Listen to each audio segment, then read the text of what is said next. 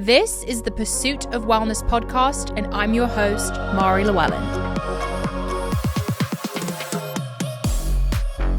Hi guys, welcome back to the show. Today we have Samantha Christine, who is a certified nutrition coach and a personal trainer who specializes in women's health, strength training, and clean eating. As a marathon runner herself, she coaches others in training for endurance events like 10Ks, half marathons, and full marathons. She's also the host of the Empower podcast. She's part of the Pursuit Network, and she shares personal stories and expert conversations about wellness, relationships, and parenting of two boys. She came on my show today. We had an amazing conversation about pregnancy, birth, motherhood, how she juggles it all. She's incredible, such an inspiration, and I'm so excited for you guys to hear this episode. Sam, welcome to the Pursuit of Wellness. Thank you for having me. Honored to have you. And you're so gorgeous. You're so inspiring. I love your content. You're also a Pursuit Network host. Yes.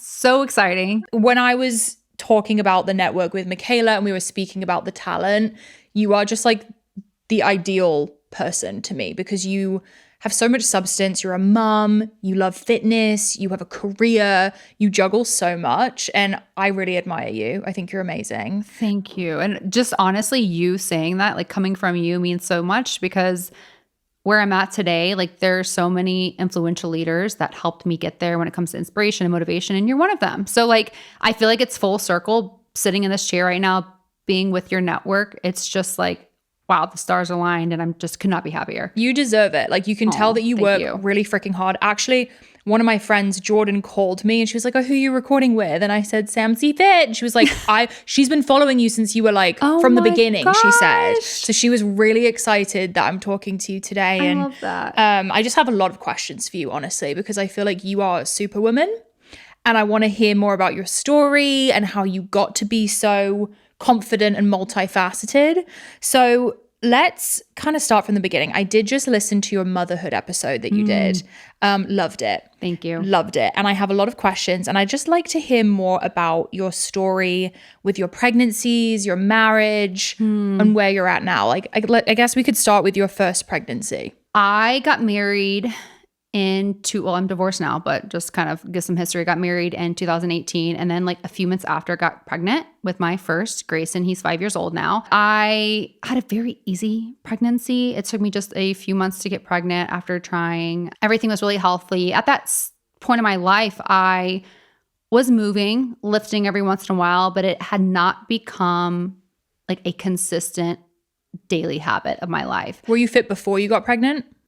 So I was a runner, but like I wasn't intentional. I didn't have as much education as I do now. It was not a passion. Yeah. You know, my parents ran marathons, they did CrossFit. So it was kind of ingrained in me throughout my childhood, but I was in the arts. I was a dancer. So I was never in like a team sport. So I didn't really like have that athletic, just like passion built within me, but like I was active, you know, but obviously like did not like track my protein and like be intentional with like following a workout program. I just was just trying to be healthy day to day with little things. And so the whole pregnancy, I felt really good. I made sure to get my steps in, did not lift really, but just try to be healthy. I didn't have like any issues. It was a very like easy pregnancy, and the delivery was a hospital birth. Very different than my second, which we can talk about. Home birth, right? Yeah, so my second was a home birth. My first, so I'm sure some listeners maybe who have been pregnant or work in this field know what like sweeping the membranes is. Do you know what that is? Actually, no. Okay, so I don't know exactly what goes into it. Where basically if your body is ready at the end of pregnancy to give birth and you're wanting to kind of like jumpstart labor, your OB can do some kind of thing where they call it like sweeping your membranes, and they kind of sweep around the membranes to kind of jumpstart the labor. Instead of Pitocin. Correct. It's a natural way. If your body is ready for that, it's a great natural way to jumpstart things. If your body's not ready and you're at 39 weeks, but your body, it's not really ready, because a lot of women go 41 weeks, 42 weeks, their first pregnancy. That's normal. Yeah. I feel like that should be normalized more. It can actually kind of have a negative effect. So it started my contractions, but I never dilated. With that result, I had back labor because he was flipped and I had like 36 hours of labor. It was like not the most ideal. I had Pitocin because I needed to dilate. He was healthy. I was healthy at the end, but in my mind, like I wanted a more natural birth. Yeah. You know, no medication, all of that. So it didn't go as planned, but that was okay. Like at the end of the day, he was a healthy baby. So, but yeah, my second I had a home birth. So with wanting it to be more natural, was that because you'd heard about it or read about it? Because I kind of have like similar views on it because I learned a lot just from this podcast, having people tell me about Pitocin. And it is quite like a societal norm to push women to give birth sooner than they maybe are ready to. Exactly. But then going through IVF and being on the super medical side of it, my doctor's like, please just go the medical route, like keep things safe. But in me, I feel this like want to have a natural experience. And I know exactly how you feel because I felt that way too. I was in the pharmaceutical industry for 10 years. So I was ingrained of just like medical way and pharmaceutical way, and you go to the hospital to deliver. My best friend was and is still a doula.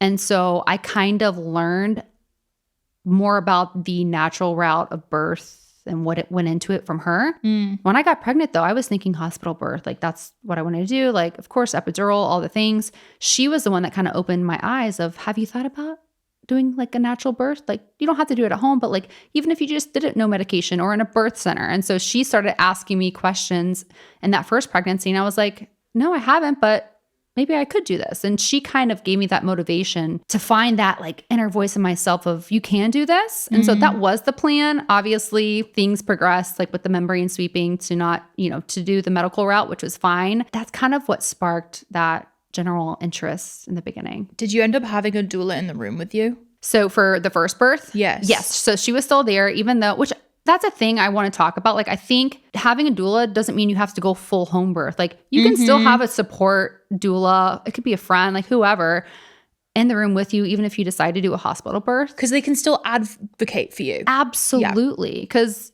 a lot of the times, like, you know, there might be questions from the medical team, the doctors, and it's like they can kind of be that voice. They can kind of help guide you based on what your goals are, which is really, and just to kind of give you support in this amazing chapter of your life. That is such a good point because I got a doula and she's amazing. Yeah, she's great.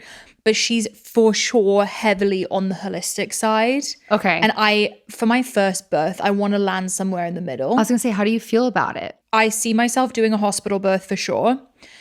I'm not super anti-epidural, but I would love to avoid Pitocin if I can. I just want to understand the options and like educate myself about each thing like, that they're using. But she at the beginning was very much like pushing me towards one way. And I think it is important, even if you respect the doula and their views, to kind of have your own voice in it too and be able to kind of like advocate for yourself without shame or guilt. Yes, because I tend to be a bit more of a people pleaser, and I'm like, yeah, like, you know what I mean? Yeah, I'm like, oh, that sounds nice. Like we can do it that way. But this is the one thing where I'm like, I really need to be sure of what I'm doing, and I still am not 100% sure of what I want to do. Well, luckily you have time to just like continue to educate yourself and like ask people in all the different fields. That was like something I did. I just like asked all the questions and honestly like wrote them down. I'm such an old school person when it comes to like writing down the pros and cons of situations. But seriously, like it helps you feel more empowered. So when you do make that decision, you're like, well, I asked all the questions. I did all the research. I feel good about this decision. Yeah. I don't think there's a right or a wrong way. I think it depends on the type of person. Totally. You know, and like your journey too. Like, for my first birth, I wasn't meant to do the home birth route and no medication, but it led me there eventually. And it's just part of my journey. So I think you'll find that same thing. And I think there is a way you can kind of do both, like all of it, you know? Totally. I understand the whole Pitocin thing. That's a big one. That one freaks me out a little bit. Have you had anybody on that has like talked about? I have, but I think back then when I wasn't pregnant, I wasn't as tuned in. Yeah. And I need to go back and actually listen. I've talked to so many people at this point and they all are so smart and have so much information. I need to go back and listen. Tell us about the home birth experience. It was amazing. Like, I want to actually understand like what happens. Like you in the a whole tub, thing. like yes. Yes. Okay. Give you the full rundown. So same doula, same friend that this time around, it was like during COVID, it was like the second wave. I was like, okay, I'm pregnant. I want to do the natural route again. But I was like, I want to do the birth center, which was right next to the hospital in Nashville. So it was one of those things where it wasn't in the hospital, but it was like right next to the hospital. So like worst case scenario, we're right at the hospital, right? Yes. And the birthing suite that was part of the hospital was beautiful, like a tub, just felt like you're at home. And I was like, this is where I need to be. Because there was still a little bit of fear there. Yeah. And I think there always is up until the moment you deliver. We're human. So I went, had like my first few visits. I think I was like 20 weeks and went to my appointment with my midwife at the hospital where the birth center was. And they had implemented masks again for COVID. And they were like, you're going to have to deliver like with a mask. When you're trying to deliver naturally, breath work is such a big component and big part. You can't properly breathe the techniques you need to be doing with a mask on. That sounds awful. It was a lot. And so I was like, okay, I just felt in my gut like home birth, like that kept coming up. And so I was like, I don't know anybody that has done a home birth in this area, like any midwives that would deliver. So I just did a lot of research and interviewed several midwives and found one that I love. She predominantly delivers in the Amish community, but has delivered like thousands of babies. Wow. And I could tell on the phone, she was just very matter of fact. Like I'd love to say she's probably not the most like super friendly, but like I didn't care. Like I needed somebody that was like going to make sure I'm safe, the baby's safe, make me feel calm and supported. And that's what she was. She came over and met with me again. I was like halfway through the pregnancy. So that was kind of scary, like switching gears halfway through. Yeah. But she just made me feel like this was the way to go. Asked her so many questions. She answered them all. And so I made the switch to do a home birth. And I remember I told my husband at the time, like, hey, this is what I'm leaning towards. And he was like, absolutely not. Like, what? A home birth? Like, are you crazy? And I gave him the literature, the facts, the info, had him meet with her, and he eventually was on board too, which was great. So throughout the rest of that half that pregnancy, I started doing breath work every day, meditation. I took a couple courses. One of them was called Happy Home Birth, and then another one was called Pain-Free Birth. So they're both big accounts on Instagram, but they basically give you the tools and guidance on how to like breathe and like get to a meditative spot and state in your body to where you disassociate from the pain in a sense and view it as pressure instead, which I can say now, having gone through that whole home birth, I never experienced pain. It was just pressure, if anything. So I would do a lot of breath work every single day. I would do like meditation tapes. I would do exercises like hold ice cubes in my hand and like breathe through little things like, it's like TMI, but if you take a bowel movement, instead of like tensing up, just like breathing through the bowel movement, because it's a very similar feel. Yeah. So a lot of different practices.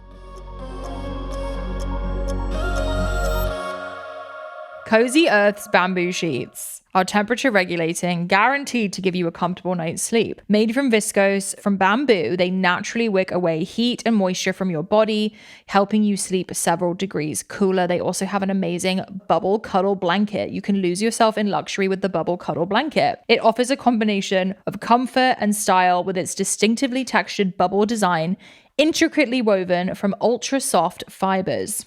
Be honest, who in your house tries to sneak in the bed the most? For me, it's my dog Arnold, and maybe it's your kids, and you've had one of those mornings where you just can't get out of bed. Cozy Earth's going to make that even harder because they really help you have the best night to sleep possible, which I think is so important. It's so important to have a luxurious feeling bed that keeps you cool, and having good quality sleep is going to affect the way you go about your day.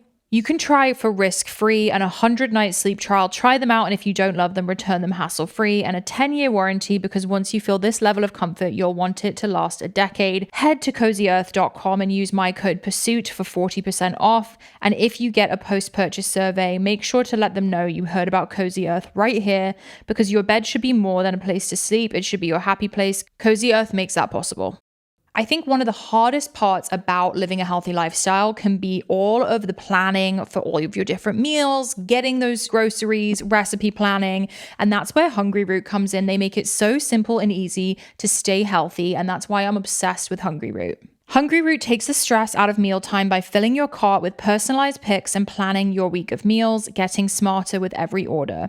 With over 15,000 recipes to choose from each week and a wide grocery selection, including smoothies, kids snacks, sweets, salad kits, ready-to-eat meals, and supplements, it's easy to find options that fit your whole family's tastes and nutrition goals. They will help you reach your diet and health goals, whether you're gluten-free, dairy-free, high protein, focused on gut health, or anything else. They also help you reduce food waste, avoiding impulsive grocery buys, and skipping last-minute restaurant takeout.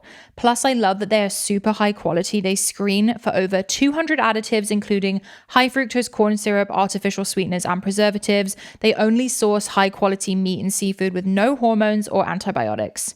Greg and I personally are really focused on protein, so we love finding high protein snacks on Hungry Root and planning our meals to focus on protein that way. Take advantage of this exclusive offer for a limited time. Get 40% off your first box plus a free item in every box for life. Go to hungryroot.com/POW and use code POW, P-O-W, that's hungryroot.com/POW, code POW, to get 40% off your first box and a free item of choice for life. hungryroot.com/POW, code POW. And so the day of the home birth, I was 39 weeks. Both babies came a few days early. I was 39 weeks. It was New Year's Eve. Oh, I know, New Year's Eve. And I had made my son a lunch, like a sandwich. This was like around 12 p.m. And I started feeling like the contractions. Now, have you heard of Braxton Hicks? yes. Okay. Yes. So I'm interested to see if you'll get those. I know, I I haven't got yet. them with both boys. I started feeling these contractions. I had Braxton Hicks leading up. So I was like, is this Braxton Hicks? We'll see how like intense it gets. Quickly realized it was not. I kind of called my mom. I called my doula. I was like, no rush to come over. Just letting you guys know what's happening. And I also texted my midwife and let her know. She was like, well, I'm out running errands, so just let me know. So again, this is like around 12 p.m. I had him at like 2:40 Wow. in the afternoon. So that's pretty quick. 2.5 hours later.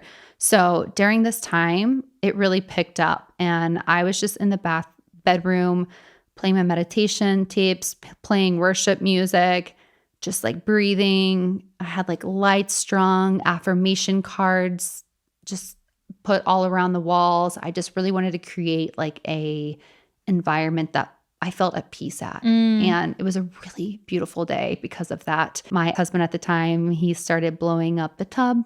Yeah. And getting all of the like home birth equipment out, which was really fun because like it's like a full list. So we had all of that prepped and ready to go. And then my mom came over and bless her heart, she started getting nervous because she was like, okay, she's breathing through her contractions, but like vocalizing. I remember the midwife telling me that's when I need to call her. So she calls the midwife. Midwife's like, all right, I'm at Costco. I'm checking out. I'll come over. And so she's very chill about the whole thing. Well, my mom was like concerned. She's like, why are you so calm right now? I can't deliver this baby by myself. Why are you at Costco? Why are you at Costco? I think she was like, let me hear her do a contraction.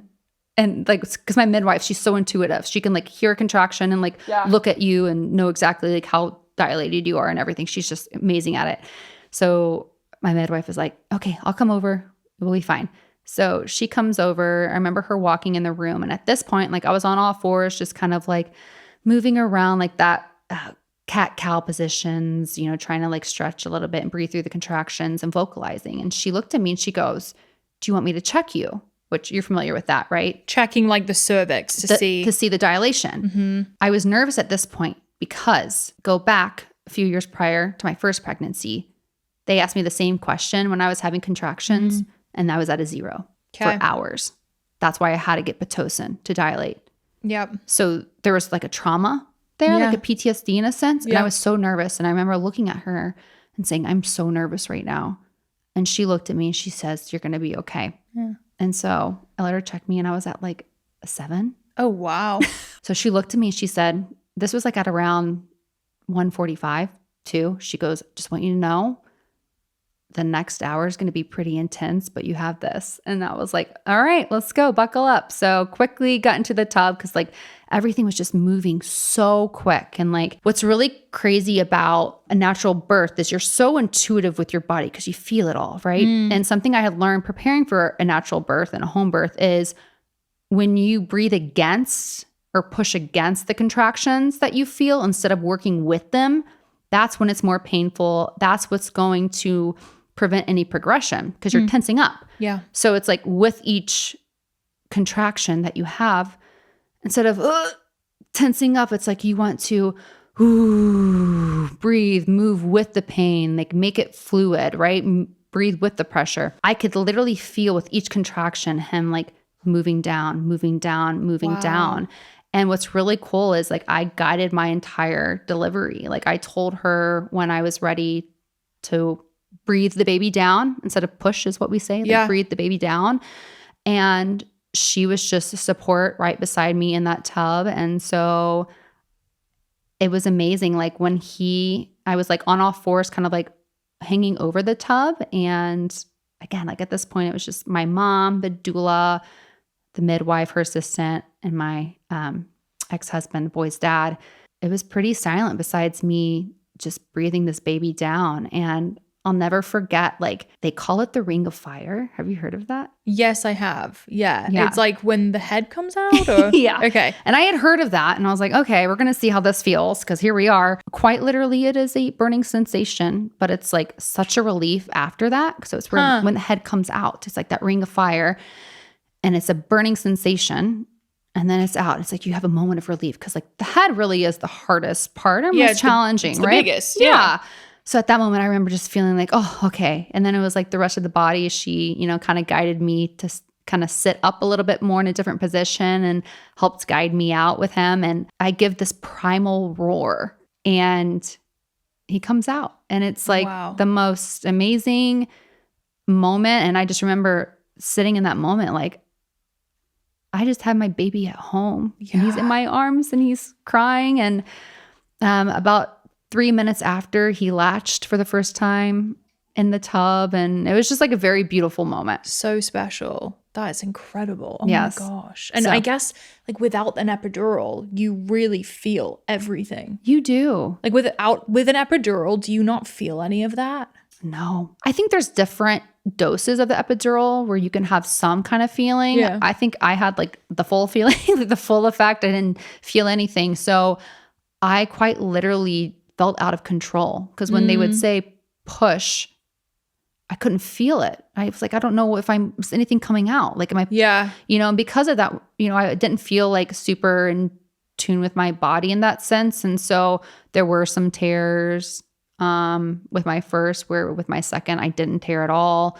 So there are some things that I can look and compare. Again, I think everyone's story is different, but that's just my experience. Yeah, that's pretty interesting that you tear when you can't feel anything. I guess because you're not intuitively knowing the right moments. Right. Or like how much you should push versus, because you can feel your body like, okay, maybe that's too much. I'm going to pull back a little bit. You know, you can kind of be intuitive with your body. And so it was really neat to kind of compare both births. That is cool. Yeah. Curious, did you receive any, I don't know if you were like very private about it, but when you shared that you were having a home birth, were people like judgmental of it? Because I've noticed that happening to some of my friends. Yes. Long story short. And I think it came from a place of people genuinely caring, but there was like a fear behind it of, oh my gosh, are you not scared? Like, that's so scary. I hope everything goes okay. You can't blame them because at the end of the day, I feel like it's getting better. But for so long, it was demonized in a way or like looked at as a risky, careless way to have birth, when in all reality, it's like, that's how it started. Yeah. Right? Yeah. Like we're designed to be able to give birth. Obviously, there are certain situations that, are high risk and you got to listen to your body and do what's best for you and baby. But at the end of the day, we're built to be able to do this. Also at this time though, I didn't have a social media following. So I didn't really have any kind of like backlash opportunity. That would be interesting. That would be interesting. Yeah. So this next go around, we'll see. Have you experienced like any backlash with like you sharing how you want your birth and delivery and everything to be? I haven't really like said how I want it to be because I'm not 100% sure. Maybe I've just tuned it out at this point because I've gotten so used to it, but I feel like I haven't really. And it's interesting because I am such a believer in nutrition and I love being healthy and I love fitness. So when I did IVF, I think a lot of people were like, wait, why would she have to do IVF? She's so healthy. Like this seems crazy. And I had a lot of like rude questions about it maybe, or like judgment, like you shouldn't have had to have done that. But at the end of the day, it got me where I needed to be. And I'm sure there's other women that similar to you, like prioritizing their health and fitness and still took that route. So I think for you to show like that's okay. It's probably very inspirational to a lot of women, which is amazing. That was kind of a big motivator for me because I was like, okay, someone like me who really takes care of themselves is still having this struggle. Absolutely. And so many people are having these A lot issues. of it goes beyond diet and lifestyle. That's out of our control. So at the end of the day, it's like, yeah, you got to do what you got to do. Totally. And how lucky are we that we get to do things like that now? It's amazing. I completely agree. Let's talk about postpartum. Yes. Very curious about that because I feel like I see two ends of the spectrum online. I see women who say like they're in their newborn bubble and it's bliss and it's heaven and they are obsessed with it and they want to go back to it. And then I see some women say it's like the hardest thing ever. Where did you land in that? I had a very hard time, but I didn't let that be known to anyone around me. You held it in. I did. I've always like been the type of person to be like, I'm strong, I can do this. And I think it was kind of like that survival state of mind, just getting through it. But looking back, I wish I had like asked for more help. I think that I definitely undiagnosed had postpartum anxiety. Yeah. Thoughts would come in my head of, are they breathing? Like multiple times I would go into their nursery and like check to see if they're breathing multiple times a night. That's going to be me. I'm 100% sure. You know, or like, I felt so out of it, like, oh my gosh, what if I accidentally like drop them because I'm so sleep deprived, or, you know, fell asleep holding them and they suffocated. Like these thoughts that are pretty morbid would come in my head, which would freak me out. You know, it's like, I just want to keep them safe. I knew I wasn't alone at the same time because I had heard so many people talk about it, and I just like prayed it would just pass, which it did. And I got through it. But I wish I had talked about it to people more because it would have been nice to not go through that alone. At the same time, I was in a marriage that I wasn't happy in. I didn't feel like I had the support that I had really wanted, I guess you would say. Nothing against him. I just think that, you know, we weren't meant to be together long term in that sense, which made any kind of situation like postpartum, big life event hard. But that was hard. And then I also dealt with like mastitis multiple times from breastfeeding. And so it was just like a lot of things over a course of like 8 weeks that just felt really dark, that I wish I had reached out to more people and try to get that out. Yeah, for sure. I mean, I hear that's very common. Yeah. Like, how do we get the support that we need during postpartum from our husbands? Like, I guess, how do we like... So now, you know, being in this relationship I'm in now, it really is such a healthy relationship. And it's funny because I said that I would never have more kids. And I think I told you earlier, like I had baby fever and want to do this with him just because of what we've built. I think that it would be a lot different this time around. But I think talking about postpartum during pregnancy with your spouse, because so much of it's on pregnancy, and then postpartum hits and you're like, holy cow, this is a lot. And I think if we can talk to our significant other, our husband, our boyfriend, our partner, start talking about what postpartum might look like, what you think you might need. Again, it's hard to tell when you're not in it. But just having the expectations of proper communication to follow is important. And then husbands and boyfriends and partners to check in. I think that's so important, to check in every day. I mean, postpartum doesn't last forever, but like this first 6 to 8 weeks, it's a lot. So I think that's something that the husband can do, or boyfriend, just check in and ask what they need, even if it's just a talk or a glass of water, whatever it may be. Because they're not that useful at the beginning, right? No. Like, and I think a lot of the times they want to be, but they don't know what to do. Yeah. They're like, what can I do? Like, I don't have a boob to milk, like our child, like change to a breastfeed, diaper. to change a diaper. Yeah. It's like so I think that the more in pregnancy you can involve your significant other to where it easily translates over into postpartum, is just going to make life a lot more seamless and feel more supportive. I don't even really know what to expect. And like, and the first time around, I feel like that's so normal. You're just winging it. Yeah. Like when you have your second, if you guys have a second, if you're planning on that, you're going to be like, I feel so much more empowered. Yeah. And just kind of know what I would need. Yeah. He's been at every appointment with me, which helps. Oh, good. And I think him going through IVF too with me, we were so like a team. Yeah, such a team. I mean, He gave me every shot. He was with me every night. See, you guys going through that is a lot. Yeah. Like a big emotional event and chapter. So yeah, I feel like he's going to be great postpartum too. Are you guys doing any like birth classes together or anything like that? he doesn't know it, but we're going to. Surprise. Surprise, we are. I think my doula will do them with us. She'll come over, yes. Hypnobirthing. Yeah. Is that the breathing? Yeah. We did that. Great. Okay. And that's great. My, the boy's dad, he did that too. And it was it's a really fun class to do. Yeah. But it's wild. I definitely want to do that. I'm excited. When do I do that? Like at what point? Gosh, I think I started doing that in the like mid 20s. Okay. How many weeks are you now? About to be 19. Okay. Yeah. Girl, it's about to pick up. Get ready. I'm so excited. I feel like when I hit 20 weeks, then you kind of start counting backwards. You're like, you know what I mean? Yeah. You're like, this is going by so fast. But I think we started doing it like mid 20s to 30s. And then like really were intentional throughout the whole 30 weeks because it goes by fast. This is an ad by BetterHelp. Workplace stress is now one of the top causes of declining mental health, with 61% of global workforce experiencing higher than normal stress. To battle stress, most of us can't wave goodbye to work, but we can start small with focusing on wellness.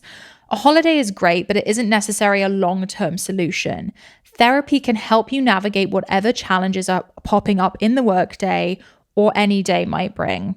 I personally have struggled with work stress. When we were building Bloom and hiring people, it was a lot. And therapy is something I have done consistently since I was 14. I have found such a benefit learning positive coping skills, how to set boundaries, and really empowering me to be the best version of me. I think therapy is a huge reason I am where I am today, and it really has navigated me through some of the hardest times in my life. If you haven't yet, I highly recommend checking out BetterHelp. With over 30,000 therapists, BetterHelp is the world's largest online therapy platform, having served over 5 million people globally. And it works with an App Store rating of 4.9 out of 5 based on 1.7 million client reviews. It's convenient too. You can join a session with a therapist at the click of a button, helping you fit therapy into your busy life, plus switch therapists at any time. As the largest online therapy provider in the world, BetterHelp can provide access to mental health professionals with a diverse variety of expertise. Unwind from work with BetterHelp. Our listeners get 10% off their first month at betterhelp.com/pow. That's BetterHelp, HELP.com/pow. It's time to work smarter, not harder. Shopify is taking the guesswork out of launching and scaling a business. Not only is everything incredibly easy to use, but their suite of AI tools are going to allow you to spend less time wondering and more time doing. Shopify's Sidekick literally acts as your AI assistant, guiding you through everything you need to operate a business, directions, reports, content ideas. Shopify's got your next move covered. As you guys know, Shopify has been such a huge tool for me in my business journey, from selling PDF workout guides for $5 to resistance bands to launching a supplement company. Shopify was there every step of the way and really helped us scale. It's a powerful set of tools that helps you start and manage your business, whether online or in person. It's designed to make the life of entrepreneurs easier, from beginners to big brands, by providing tools that simplify selling. I also think it's amazing that you can sell easily on social media, which is obviously how everything started for me and for so many people. Manage your operations and even collaborate with other brands. It really is an all-in-one hub for managing and growing your business, whether you're selling online or in person. I love that Shopify makes it easier to be an entrepreneur, chase your dreams, have your own brand, and I think it's the perfect place to start. It's a side hustle summer, and it's never been easier to get started than with Shopify. Check it out at shopify.com/Mari, M-A-R-I. That's shopify.com/Mari.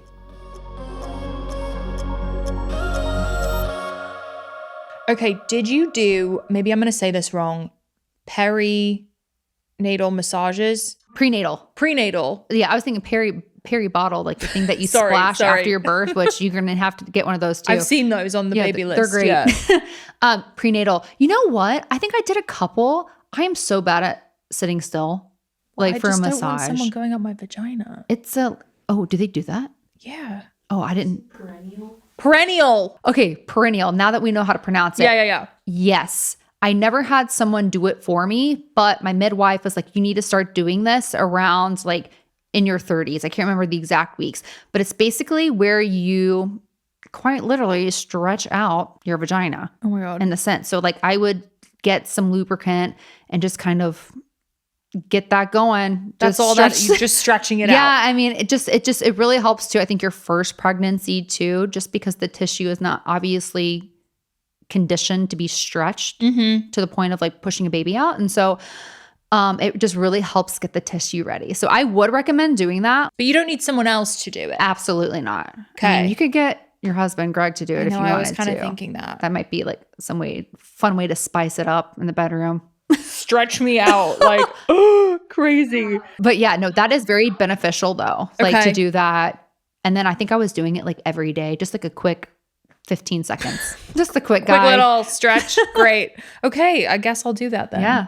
Okay. But I was just freaked out by someone else doing it. Yeah, you don't have to do that. Okay, great. I would be freaked out too. Yeah, that's weird. Like a little much. Okay, let's talk about like bounce back concept. Did you experience that pressure, or were you just like patient with yourself? I guess as someone who's into fitness and used to seeing their body a certain way, what is that experience like? Of course I felt the pressure, and I hate the term bounce back. I mean, I use it still because it's like, we talk about bouncing back, but there's too much pressure around that term. It takes almost 10 months for your body to build human life and create this baby.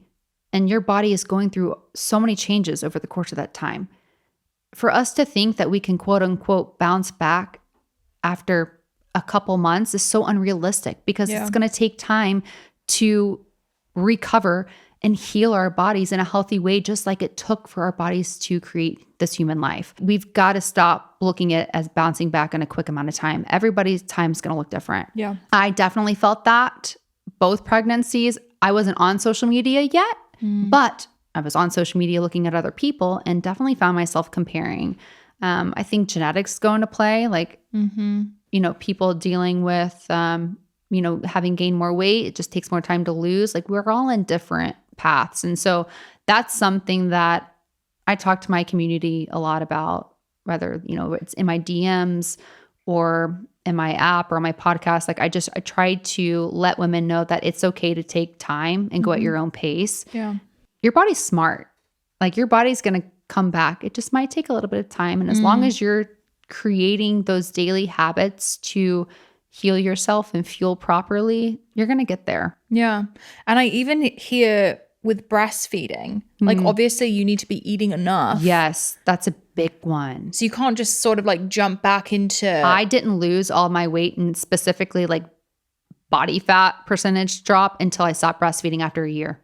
Wow. And that's normal. Like your body is naturally going to retain more body fat for the baby. You need to. Because it looks at it almost like a stockpile of like, hey, if we run out, we'll go to this stored fat. Yeah. Right? So your body's naturally going to store more fat when you're breastfeeding. And for me, when I was done breastfeeding my second Quinn, that was around 13 months, that's when I really started picking up the gym more and like tracking my macros, and it all fell off pretty quickly. But until then, I just gave what I knew my body needed in the baby. But it's hard. It's easier said than done, for sure. How quickly did you get back into working out when you had babies, and how did you manage it?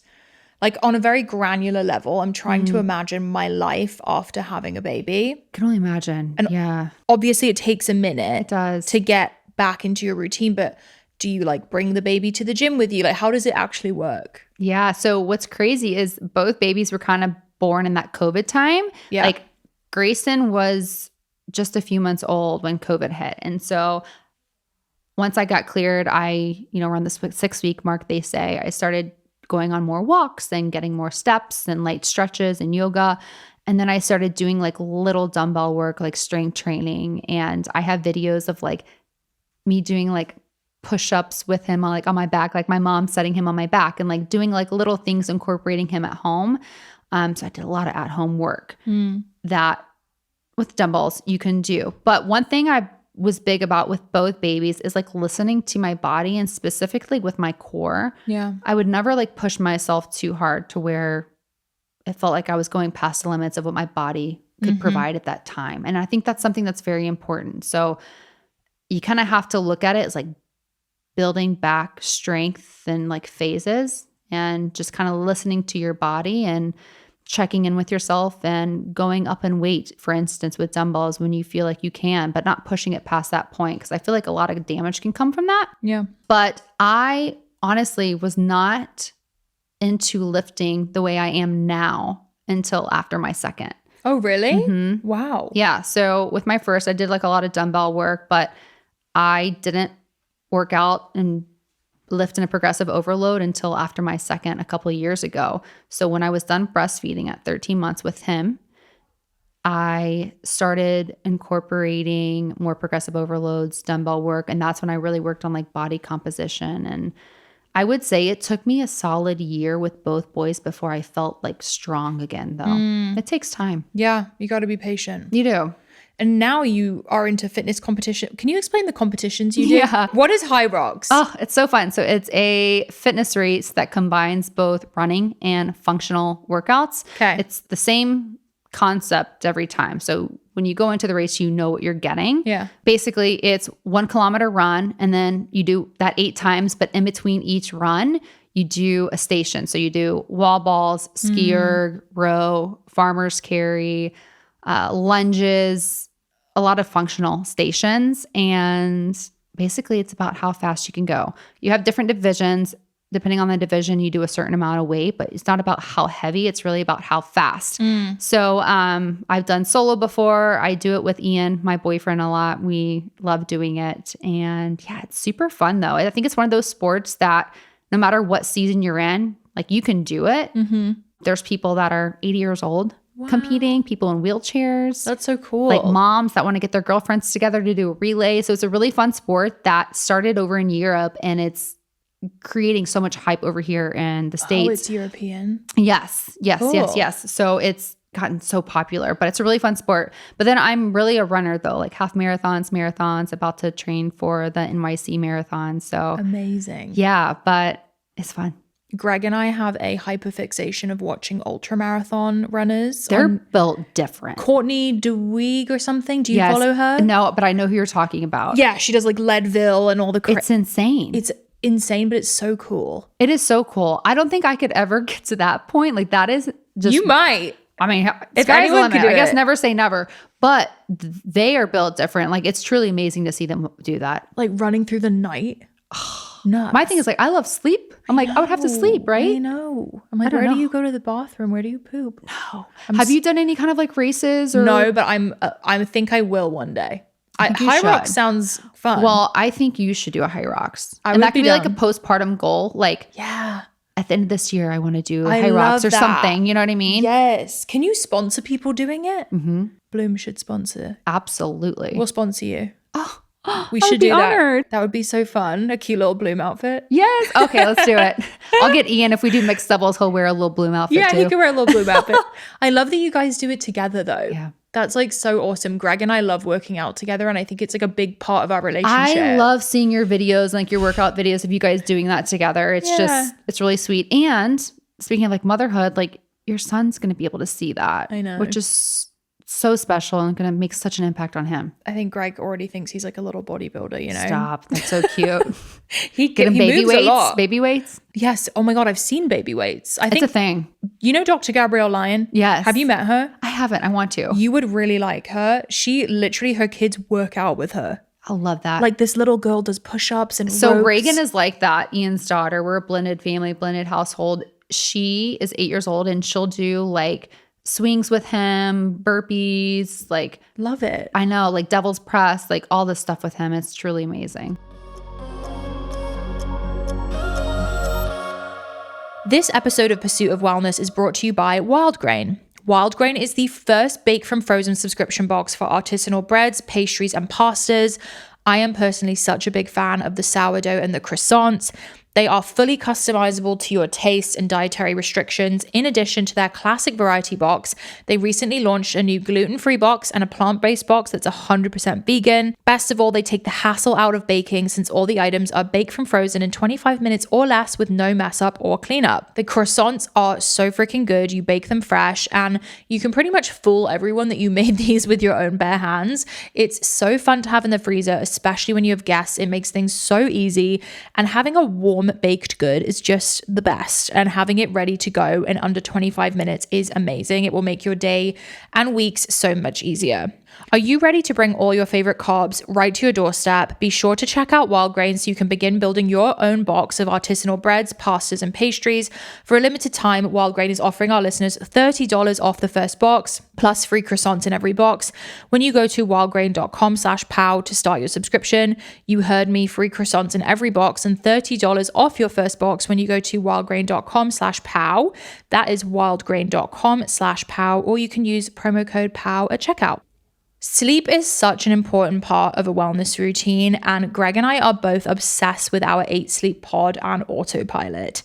The pod is a high-tech mattress cover that you can easily add to your existing mattress to help you sleep better. You do not need to change your mattress or bed frame to get the pod. It's a fitted sheet that can be added to any mattress. Throughout the night, the pod uses precision temperature control to regulate your body's sleep cycles automatically. It can cool down to 55 degrees Fahrenheit or warm up to 110 degrees Fahrenheit. It does this separately for each side of the bed. So Greg likes his really, really cold when he's falling asleep, and then it warms up to wake him up.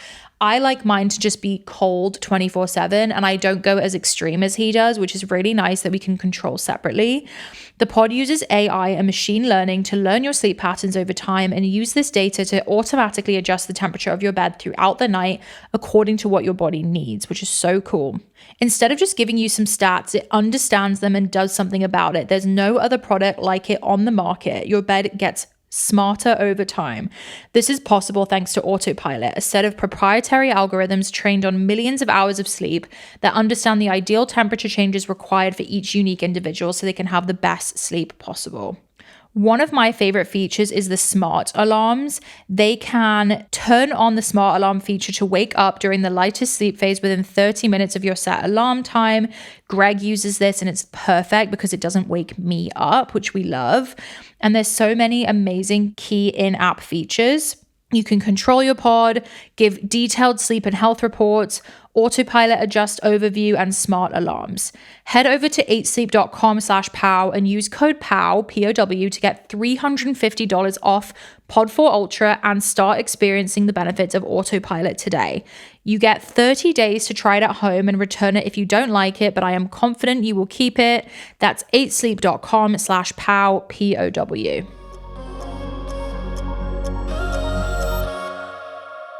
So let's talk about the blended family concept, because I think that's really amazing. And I don't know why the Kardashians pop in my head, but I've heard them talk about that a lot. And I actually love the way they approach it. Mm-hmm. And I feel like you have just built like a really beautiful household. So how do you go about creating that dynamic? I'm going to preface it by saying this is something that I never thought I would have. I think that when I got married and built a family, like no one goes into marriage being like, I'm going to get divorced or I'm going to break apart our family, you know, right? Mm-hmm. Like we had those traditional values set within us, and I never thought I would be here, but I truly think that my life was orchestrated in a way that was meant to get me where I'm at, and I'm so thankful for it. After my divorce a few years back, I had, you know, babies. Like my youngest had just turned a year old, and I told myself I'm never going to date again. Like I'm going to focus on them. And then what do you know, like a few months later, Ian walks in my life, and it truly though made sense. We took things very slow because we are both like, we don't want to date. We just want to be friends. Obviously feelings came in, and the months and months later, it just made sense. So we took things slow, but we also knew like, okay, we have kids. We want to do this the right way, this relationship. So luckily, they had met at gymnastics, which is where we met. So they had already met each other. So they were already integrated in each other's lives, which is really nice. Oh, as parents. As parents, yeah. So I had met him 20 years prior. It's a long story, long story short, we met 20 years prior at a party. Didn't see him for 20 years, and then met again, re-met at gymnastics. So it was really cool, like invisible string theory type of a thing. Yeah. But yeah, the kids had already met each other. So they looked at us like, oh, dad's friend, mom's friend, right? And then we just started slowly taking those next steps. And we knew it was time to move in with each other when the kids were so sad and asking where the other, you know, sibling were. Yeah. So Reagan would say, why aren't we seeing Grayson or Quinn? Or the boys would be like, where's Reagan? Like, when am I going to see her next? We kind of both had that gut feeling like it was time. And it was the best decision because I feel like when we really did move in together and make that commitment and just brought both households together, it's just like everything bloomed from there. It was a really beautiful thing. And so it has its challenges. We still obviously have another parent on both sides that we have to communicate with, which has had its ups and downs, but we try to do it in a very healthy way and communicate on both sides. But it's been a really beautiful thing just to see the relationships, especially with the kids, grow. And then, the other parent, like Ian with my boys and me with Reagan, just, yes, they're not blood related, but it feels that way. It's so beautiful. Yeah. That's amazing. I feel like that initial decision to leave your first marriage when you have babies must have been really challenging. And I feel like a lot of people also can relate. How did you know when it was the right time to choose yourself and when it was the right decision?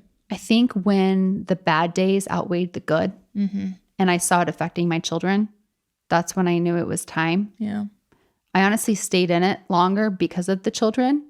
I knew with my second I was breastfeeding, and I remember having these thoughts like months prior before I actually filed of, okay, well, if I file and get divorced now, how do I continue to breastfeed my child when it's his time to parent? Like, do I have to drop off breast milk? Like, it made me sick thinking about that. And so strategically, unfortunately, like I did plan it to where I would be done breastfeeding. It just got to a point where I had told myself, and I know a lot of women can relate because I get questions in my DMs about this a lot. I wanted to get to a place where when I did file and decide to walk away, I could look back and know that I exhausted all efforts and took all the steps I could to make it work. And when that bad days outweighed the good, and I look back and know that I could put a check mark next to all of those things. So it's unfortunate, it's sad, but I know I made the right decision. It sounds like you made the perfect decision and everything's better for it, and it's amazing to hear you talk about it openly because I'm sure so many people are experiencing it, but they just don't even know how to like talk about it. It's hard, and it's still hard. I mean, just the other week with all the kids, we still get this. So why can we all live together? They're still kids. They still don't get it, right?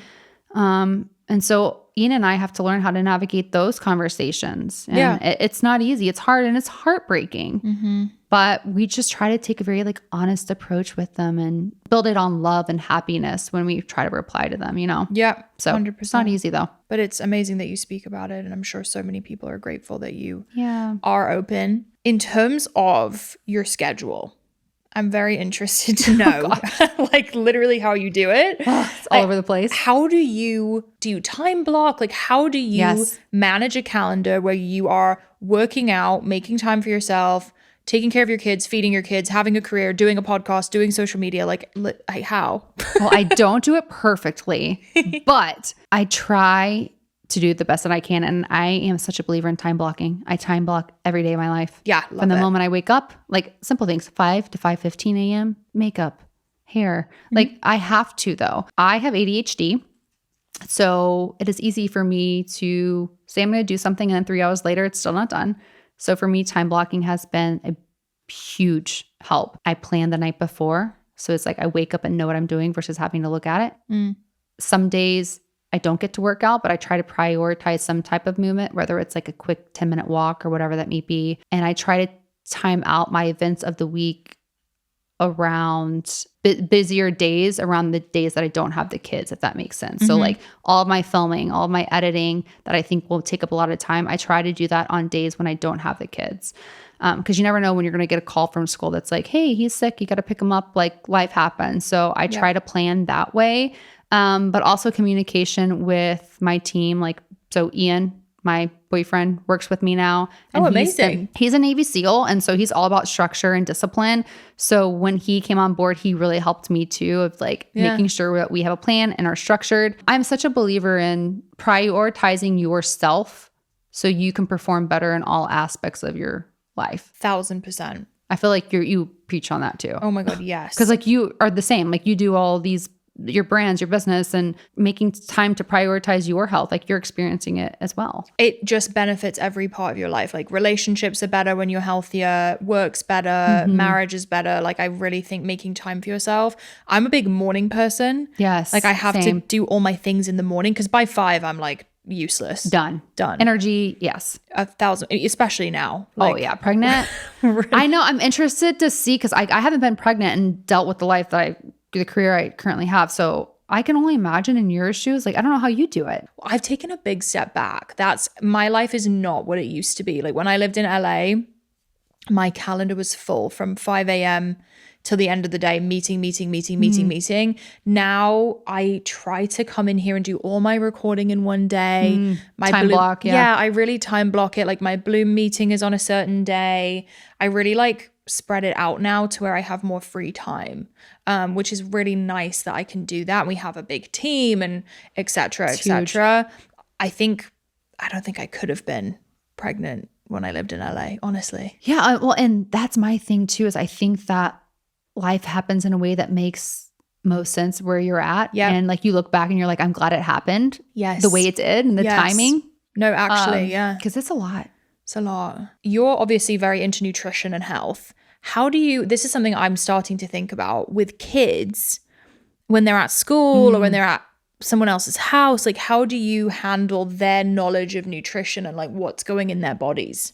We try to lead by example at our house. So we never cook them anything different than what we're eating.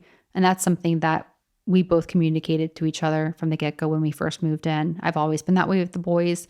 So if we're eating grilled chicken, green beans, and potatoes, they're going to eat that too.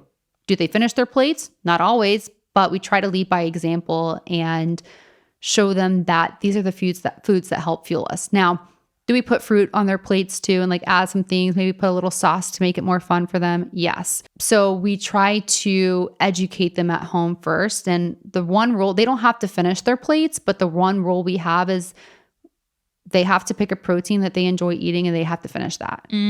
I like that. Right? Like we can't not eat our chicken and then expect some ice cream after. Like we got to make sure that we're hitting our protein goals with whatever meat that is. And they understand that now. I think in the beginning they had a little bit of pushback, but they get that because they know that like that's like the most important. Yeah. But when it comes to outside of the house, because I feel like inside of the house it's easier to control, right? Yes. It's outside of the house, at school, at the birthday parties, those things where a few years back I had more anxiety around it. I feel like I've loosened up a little bit, but like to the point where I would, bring my own cupcake to the kids' birthday parties and that didn't have dyes. I'm dead. I would do that too. I mean, yeah, it was like a little much, but so now I'm kind of at a point where I'm like, okay, it's going to be okay if they have a cupcake from the grocery at this birthday party because like they're not doing that every single day. Yeah. So I've tried to loosen up a little bit. Now I do see behavioral things, especially from the dyes and like the cane sugar. Wow. Yeah. So like a lot of times after the birthday parties or any events or whether it's Halloween or whatever, I do see like some meltdowns and some tantrums that I know is a direct cause from so interesting the ingredients. Yeah. But at the end of the day, just like we go get ice cream out on date night or whatever, like they can have those moments too and it's going to be okay. I think it's the 90% of the time, what are you doing at home? Yes. Where we can make the biggest impact. And on Halloween, we actually have a fun because this Halloween, I feel like will just pop up in just a few months. So we do this thing called the Switch Witch, where we let them go Halloween, like candy trick-or-treating in the neighborhood. They get all the things, Snickers, Twix, you name it, Skittles. And we let them pick about 5 to 10 pieces to eat if they want to that night. Go ham, that's fine. And then we set out all of the candy by their bedside door and the Switch Witch comes and replaces it with a fun little toy. Oh, so that way it's like they have fun for a night, but then it doesn't lead into the days after. And they don't feel like they're missing out on anything. No, that's amazing. They forget about it too, Yeah, so. That's a good tool. I like that. Yeah. That's so little really things smart. like that you can do. Yeah, I love the emphasis on protein. Yes. I mean, it's been a game changer. And it's funny. This is so funny. Oh my gosh. I just thought of this. So my son's school, they'll send like little videos. Yeah. So they sent a video from the cafeteria, like one of the teachers and the app, and they had like a Q&A with the chef there. And all these kids are like, what cookies do you have? You know, what's for lunch? My son is like, how much protein does that have in this lunch? Like he was asking like nutritional type questions that an adult, and I was like, hey, we raised him right. So you must have been so proud. I was really proud. It's like, does it have at least 25 grams of protein? Right. Yeah. That's what we aim for each meal. So I was like, hey, we're doing something right. That's adorable. It was really cute. Oh my gosh. Well, Sam, thank you so much. This was amazing. I feel like there's so many good nuggets in here. I'm taking notes. I learned so much.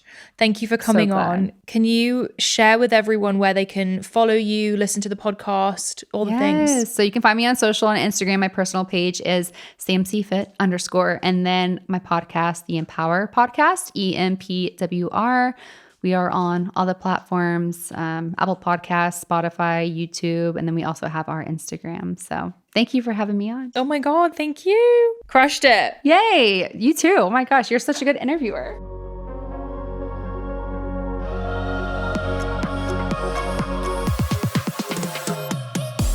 Thank you for joining us on the Pursuit of Wellness podcast. To support this show, please rate and review and share with your loved ones. If you want to be reminded of new episodes, click the subscribe button on your preferred podcast or video player. You can sign up for my newsletter to receive my favorites at marilewellen.com. It will be linked in the show notes. This podcast is a Pursuit Network production, brought to you by Michaela Phillips, Joel Contartese, Daviel Waldner, and Mackenzie Mizell. You can also watch the full video of each episode on our YouTube channel at Pursuit of Wellness Podcast. Love you, Power Girls and Power Boys. I will see you next time. The content of this show is for educational and informational purposes only. It is not a substitute for individual medical and mental health advice and does not constitute a provider-patient relationship. As always, talk to your doctor or health team.